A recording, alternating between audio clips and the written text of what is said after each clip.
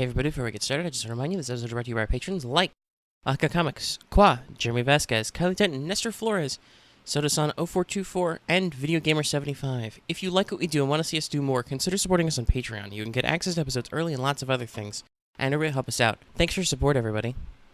Hello everyone, welcome back to the channel. It is time once again to talk about Star Wars Legion by Fantasy Flight Games, because hey, you remember how in the Rebel Veterans episode, which, as of the time I'm recording this, literally went public earlier today, and I said, oh, yeah, I guess Clone Wars has some stuff they haven't announced yet formally, so there'll probably be some of those in the month.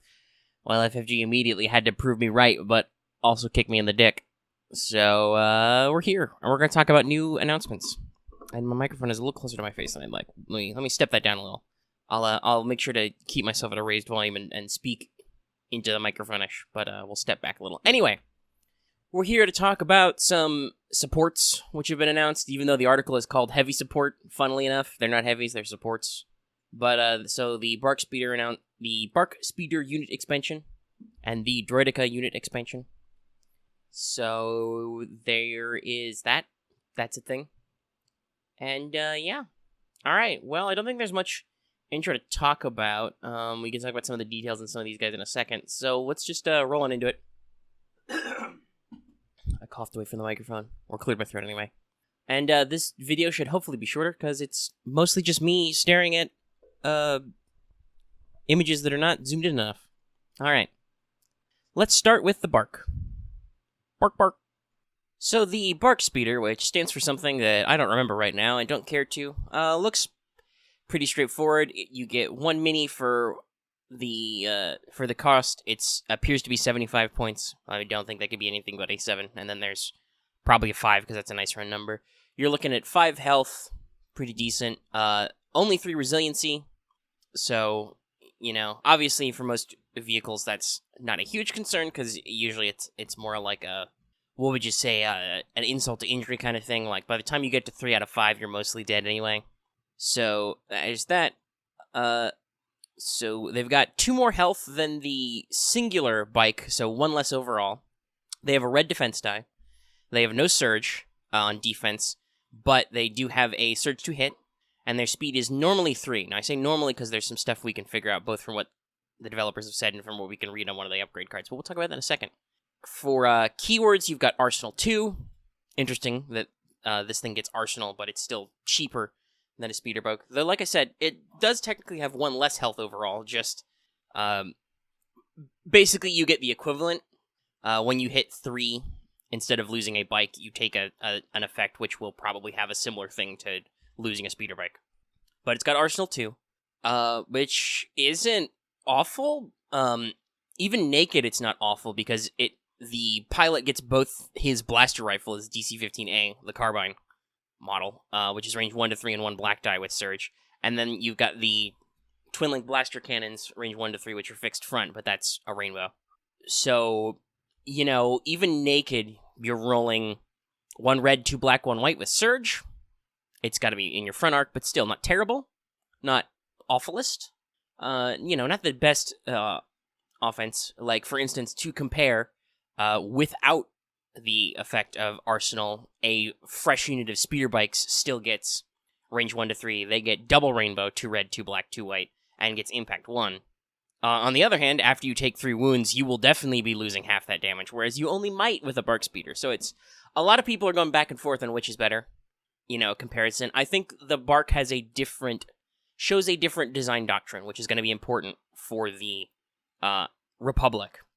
It's a bit chunkier, you know, the individual bike is a little bit less shooty, but a little bit tougher on the defense, not as disposable. You know, the Empire is like, you get technically more health overall, but you get a much more dramatic impact when you lose half that health. For sure, you know, you've got a better defense, you've still got a surge, you don't have any impact though, but we'll get into that, there's some options for that. And to round out the keywords, you have Cover 1, pretty typical, and Speeder 1, so red defense die, always got a cover, not bad. Got Speeder 1, so you can ignore. You can get some of your action efficiency with moves. You got a pretty decent speed, so that's pretty cool. And so on. Also, as far as I can tell, this is a repulsor vehicle, because what else would it be? For upgrades, you have crewman, whatever that's called. I don't remember. It was a big deal when the the land speeder's coming out, and then I like completely forgot to actually look up what the upgrade is called. Crew guy and a comms. So that's your default. Honestly, at 75 points, naked, like I said, you can shoot decent out of the front. Got speed 3, got a cover 1. Got that arsenal in there. Got speeder, so it can ignore terrain and retain mobility. It's a decent mobility push for a Republic, I would say. Decent effect. But then let's get into some of the special stuff for it. So that crewman guy, we see a few of these. You'll have your choice. By the way, all of these are modeled, so you can actually choose to stick on the sidecar to the model, and you can pick which gun it uses. So it might be a gunner upgrade. I'm just realizing because they're all called gunner cards. Anyway, you have the BARC twin laser gunner. This is only 10 points, so you're still 5 points cheaper than a unit of speeder bikes. And you get a range 1, 2, 3, 2 black, 2 white, so you're up to only 1 red, but 3 black, 3 white, so let's see, that's what, 4 plus, yeah, okay, so it's 4 plus 3, it's math, duh, sorry, I'm just like, my brain was trying to do the math in a dumb way, but I'm like, no, just literally add 4 plus 3, so it takes you to a total of 7 dice, which means your max damage potential is better than the 6 dice you get out of a full unit of speeder bikes for 5 points more, but your damage consistency is a little bit lower. It reduces your speed by 1, so this is something they mentioned. Basically, adding that gunner is going to reduce you from 3 to 2 speed, but it's not the worst. Also, I feel like there's a lot of speed playing around with these. We'll talk about the Droideka and their wheel mode special ability later. But yeah, so the BARC gunner slows you down, but gives you a pretty hefty, just basic offense. And also, it's fixed front and rear, so you can double up in the front and, dump all your firepower forward, add those 2 weapons together. Or, if you're getting manwiched, you can choose to fire front to back. And you could also, in that case, presumably, because of the ranges, add the pilot's blaster rifle in there, too. He can shoot over his shoulder and stuff like that.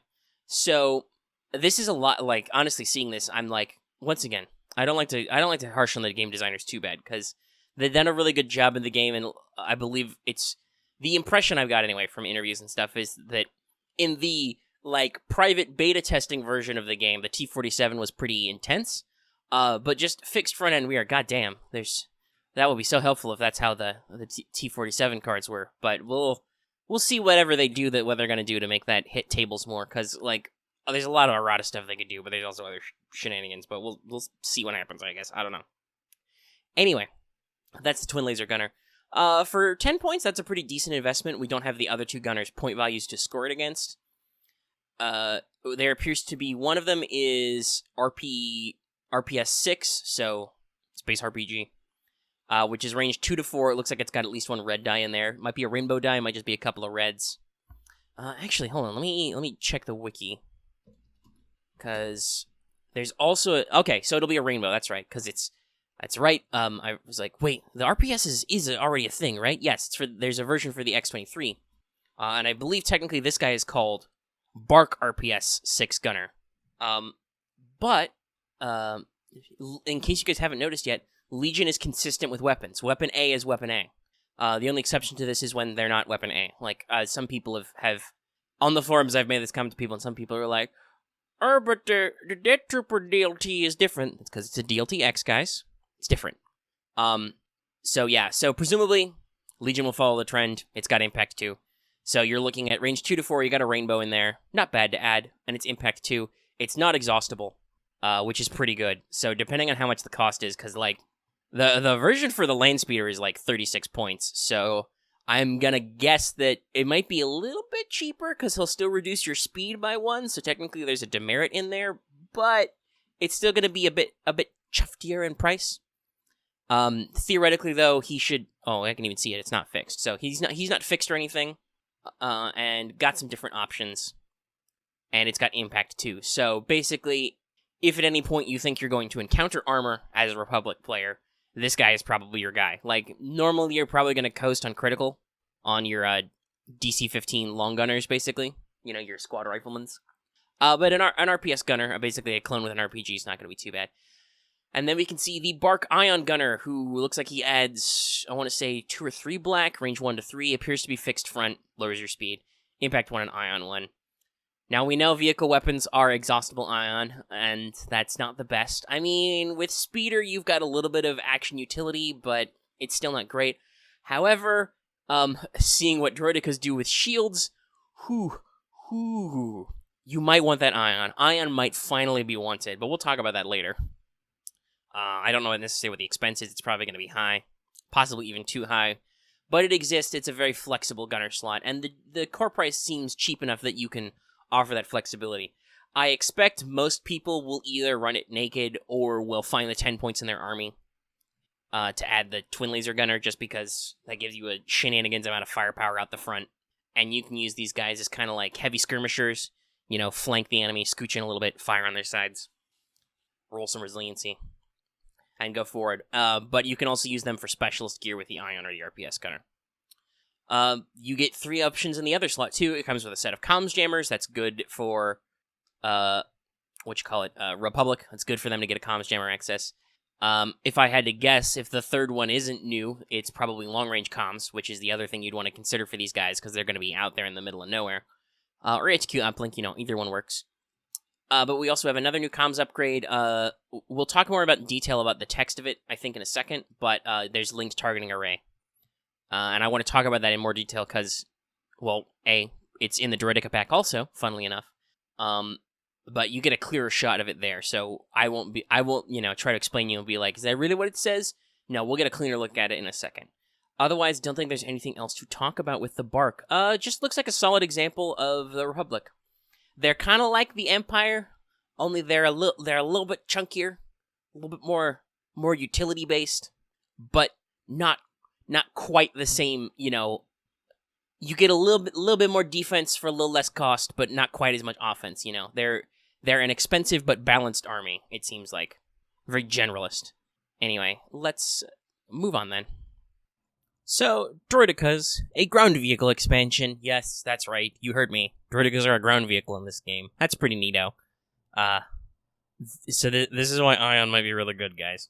So, you get their support class. You get 2 minis for 100 points. 3 wounds. No resiliency. No offensive surge. Defensive surge. White defense dice. Speed 1.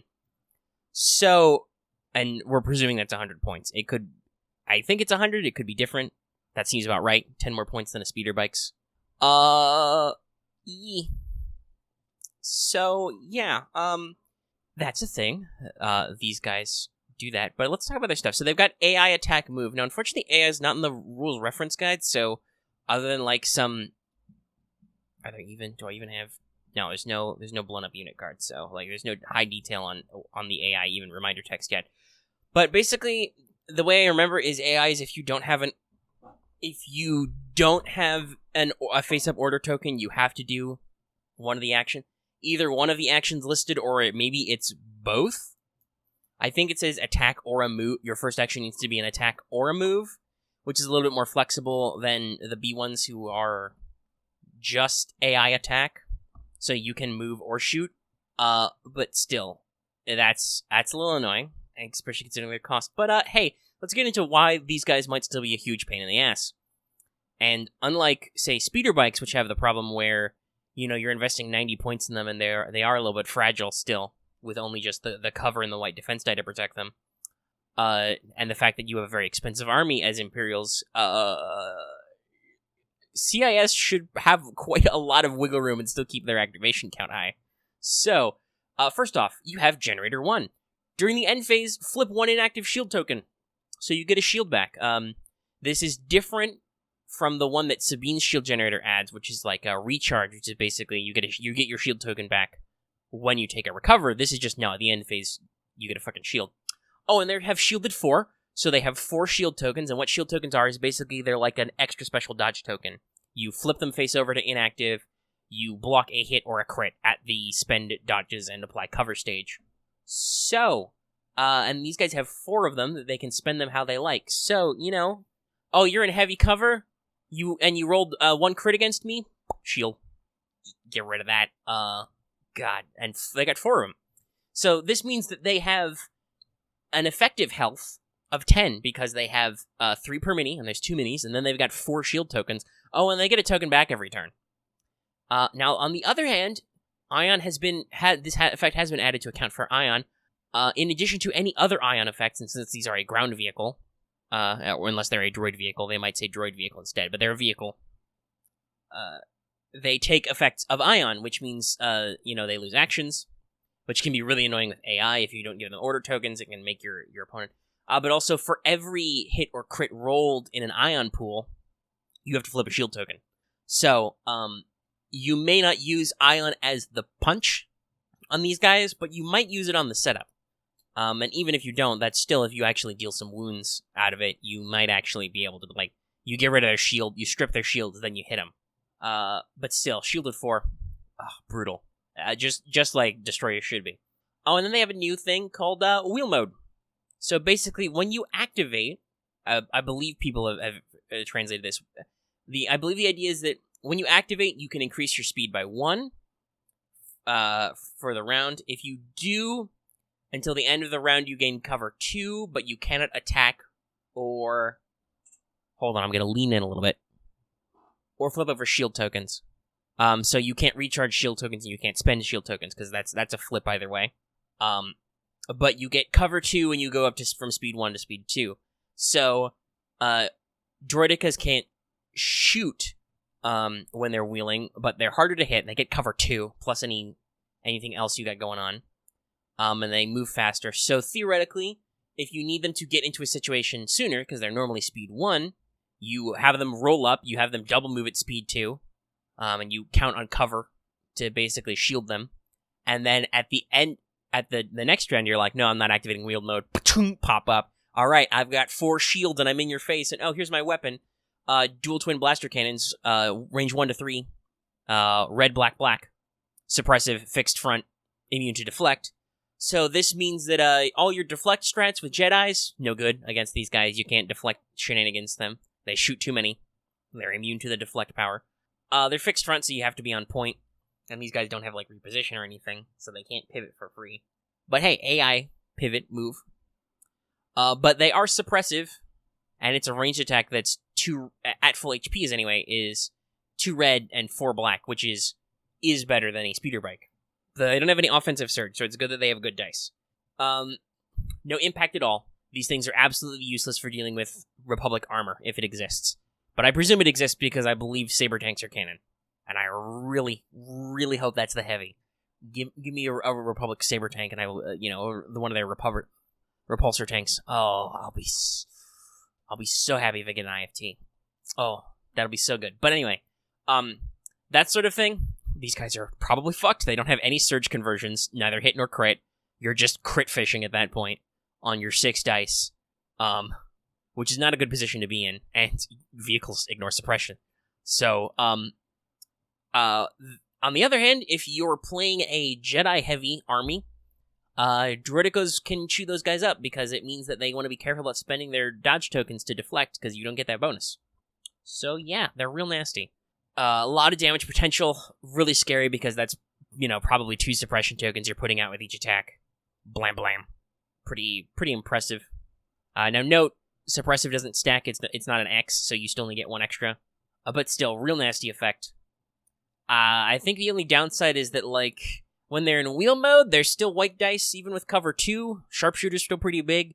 You're gonna see, especially since, as far as we know, they're not starting with snipers, you're gonna see a lot of Droidekas on round 1 eating some orbital bombardments. So maybe you don't wanna wheel up, or you wanna save their activation so you can spend shield tokens on that. But, if you go first and wheel up, and then Leia's just okay, let me zoop zop you. Actually, that's another important thing. Shield tokens can be spent on high velocity, so while these guys are slow, but they're shielded, they can basically reliably tank a sniper shot a turn. And just be like, boop, no. I eat it. So Droidekas are scary, but they have some very glaring vulnerabilities. They're very vulnerable and while in wheel mode. They can't attack, they have to rely on their native white defense die and cover 2, because they can't flip shields either. But that makes them okay at speed, I guess. You want to make sure they have order tokens unless you figured out a way to just drop them in the trenches and just be like, okay, boys, go to town. Don't care if you have to shoot first. I was going to do that anyway. Also, I can move first. I can scooch forward 1 or pivot and then pew pew. they'll be really nasty. God help you. I think the only thing that makes them, like, not the scariest on defensive play, like, if they camp a close objective, is the fact that they may have to move rather than attack. Like, AI, your enemy might have to switch their activations around. Like, I know some people have been like, man, 100 points seems really expensive. It is kind of, but remember, droid armies. Like, if you're... we don't know what, like, say, Grievous's point values are, but let me see. Let me actually look up the cost of a block of droids. They're 36, right? Yeah, they're 36. They're 36 for 6. They're 6 points per mini. So that's... Hold on. Assuming they're naked, 36 times 6 is only 216 points. That's a little over a fifth of your army, plus another 36. Oops, that was plus 336. I'm sorry, I'm using a calculator. So hold on, I gotta do the whole thing over again. So, actually, no, it's 216 and then plus 36. So, assume each of them has the extra trooper for the 7th guy. That's only a quarter of your list taken up by your maximum activations and shoots and stuff, right? Now, maybe you'll want to make sure that they have the 5C version, the guy with, like, the heavy carbine, or not. We'll see. But still, like, they're a very low-cost army to start. And remember, other than, possibly your perspective heavy, once again, hope they get a tank in there, but we'll see. Otherwise, there's, I don't think that armor has quite taken off. Like, I know a lot of people do like the occupier tank, but I still don't think it's taken off enough to necessarily be like, oh, you have to have impact in there. Like, maybe the much more flexible critical would be work fine, right? But if they don't have any armor, then there's really no reason to take impact in the Republic. You will want that ion instead for these fuckers. But yeah, so, like, you've got the 300 points, and hey, they have one upgrade slot, which is comms. And they know they come with a comms jammer, and they possibly come with a long-range comm if they mirror If we assume that that's what's in the BARC Speeder, and then the Droidekas would mirror them, it might not be. It might be something new, might be something completely different, Could be HQ uplink instead. That would be a good one to have, also.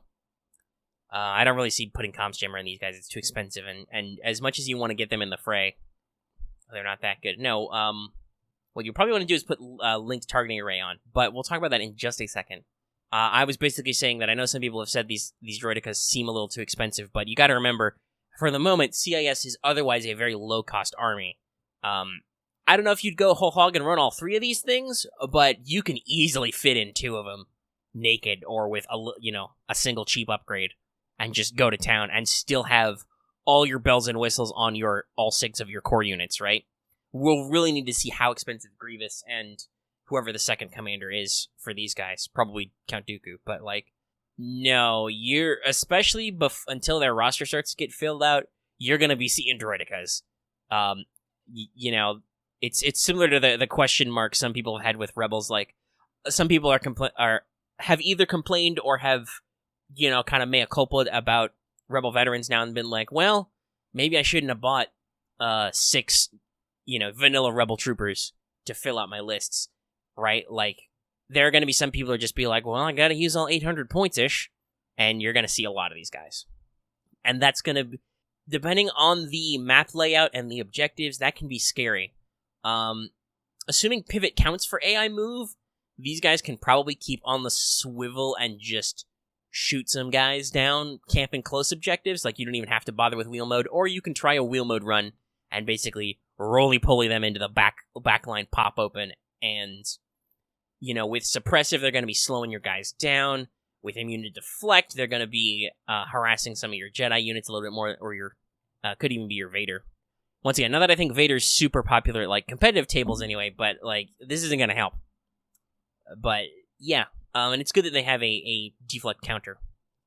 So let's talk about linked targeting array. This is the upgrade we can see. 5 points.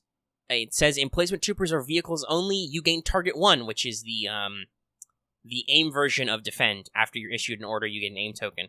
First off, on these guys, who are ground vehicles, or possibly droid vehicles, like I said, perfect. 5 points. You considering they have AI and we want to be issuing them orders a decent chunk of the time for 5 points, pretty good.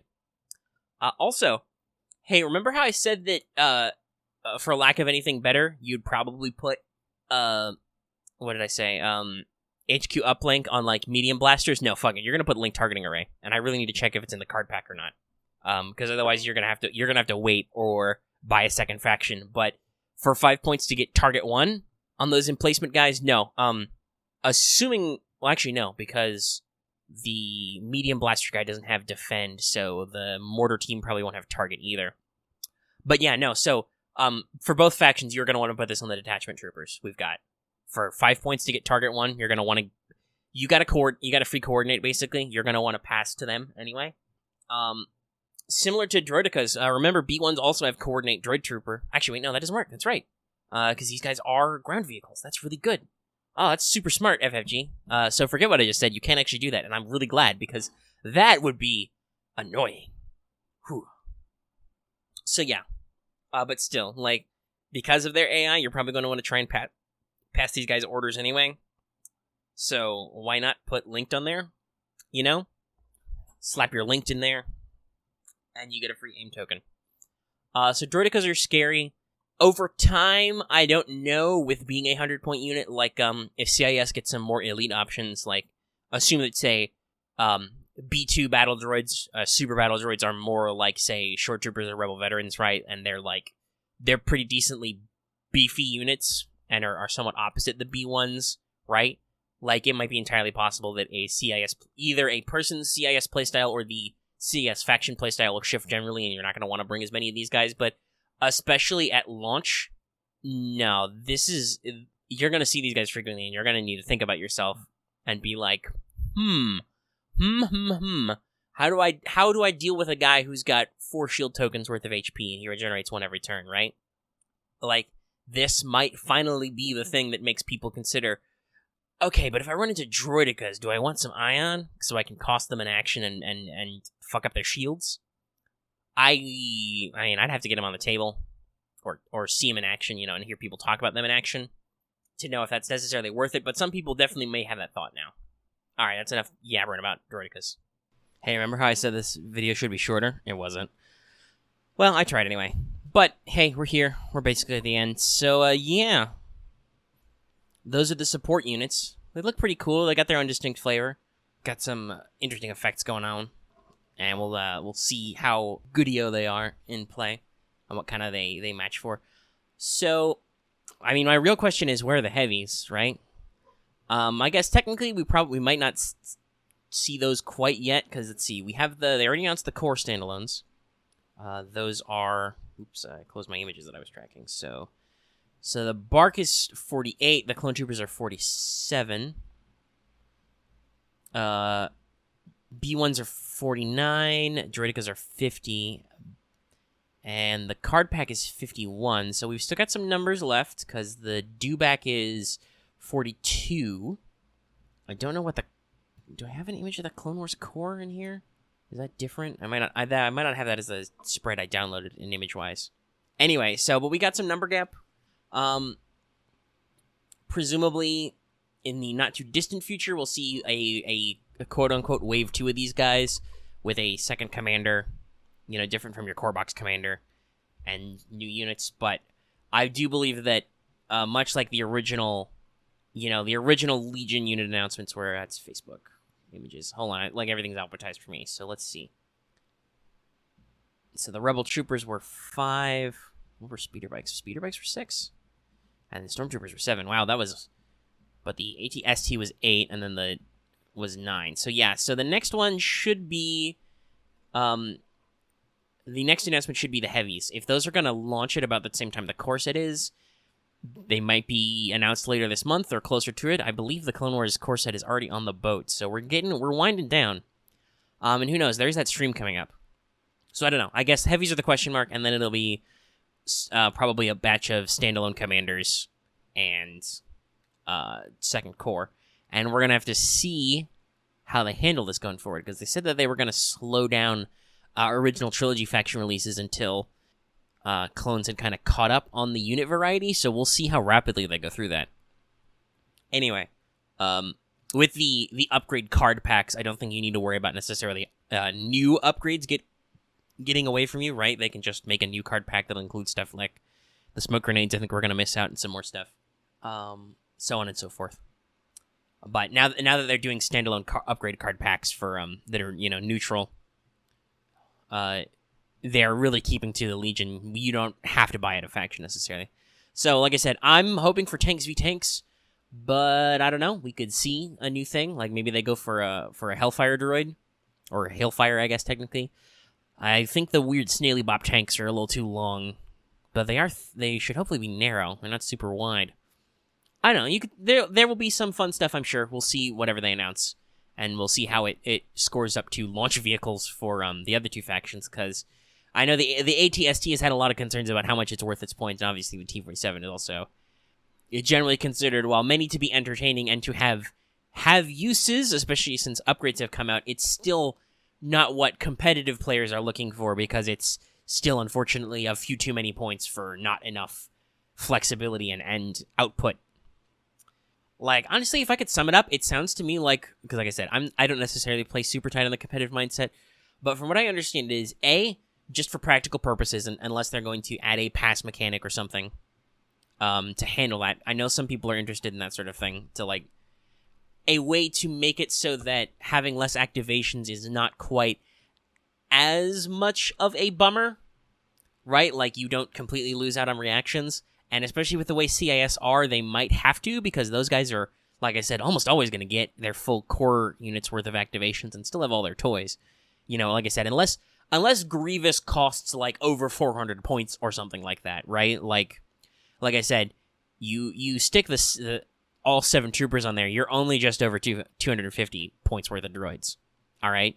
So, yeah, like, I don't know how practical it's going to be to stop them from having max activations, and really that's their thing, because goddamn, B1s are shitty. But anyway, we'll see if there's any concern about that in the greater rules sphere. But so otherwise, generally, it seems like the competitive mindset is you want lots of activations. That's why sniper teams are so popular. Not that they're necessarily super good or powerful, just that if you can catch your opponent out of cover, you can do a lot of good things with them. It's another activation you get for cheap and another shot, which is usually about 1 damage thanks to high velocity. Though again, Droideka's shields will counter that some. But furthermore, no, the other thing is that you want something that will not necessarily live the longest. Like, I don't think that people are necessarily afraid of losing units. I flipped those starting syllables for some reason. But more that the risk is that before your unit goes down in a blaze of glory, it will not output enough damage to be worth its points versus how many activations you could have got.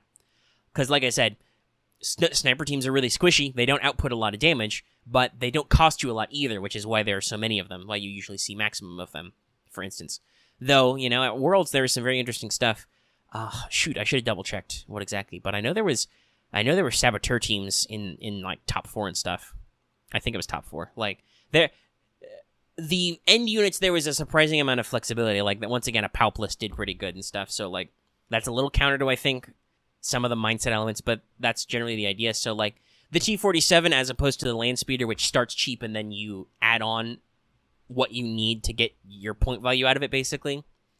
Like, the T-47 costs too much and doesn't let you necessarily put all that point value on target appropriately for people to be, like, super enthused about high-level play with it. It still seems like it's got a decent flexibility, and especially, like, anybody can be good with reps. That's something I know from a lot of these games. It's just something that comes out as, like, a dude can be playing a janky-ass list, or he can be playing suboptimal, but if he knows his drill by heart, and you're changing up your list every, 2 or 3 months to keep up with the meta, like, and you're not as practiced, you can throw some people off, and you can run, like, counter-meta stuff. That's just not a guarantee, right? So I will really want to see where on the scale of things Clone Wars heavies land on this as the ultimate. I'd love it to be tank v tank, but we'll see. There's some stuff which could be around, and we'll see how they handle. And I'll keep you informed, obviously, when an announcement comes out, because that'll be super cool and new. And like I said on the Rebel Veterans video, if those things are coming out this month, I guess, that probably means next week or maybe the week after, there's going to be a Tauntaun Riders review, which we'll talk about. Hey, Ram was in there, and I was completely wrong. It is, in fact, the thing that said, which is, like, you get to get pseudo-impact based on your speed or something. I'll look it up later for exact, because we're not talking about Tauntaun Riders right now. But anyway, we'll get in there. We'll talk about some stuff. And I will see you in the next video. So, if you like this video, give it a like. If you have any comments, leave it in the comment section down below. You can also join our Discord. That link's in the description. If you are new here and have not already, please subscribe to the channel to get more latest videos. Because obviously, hey, FFG's posting Legion news again, so there's going to be some Legion videos. And even if you're already subscribed, consider hitting that bell for notifications so you always know we post a new video. That can be a little chaotic sometimes. And of course, like it says at the front of the show, consider supporting us on Patreon. You can get access to episodes early. You can get some other shenanigans in there. God knows if I ever run Star Wars again. The RPG, you know, there'd be some actual plays of that around. Anyway, that's all. That's up. I'll let you guys go, you know, where are those Droidekas? And many other prequel memes. I could sit here all day and throw prequel memes at people, but I'm not gonna. I'm gonna let the video end, and I'll see you on the Wheelboy side.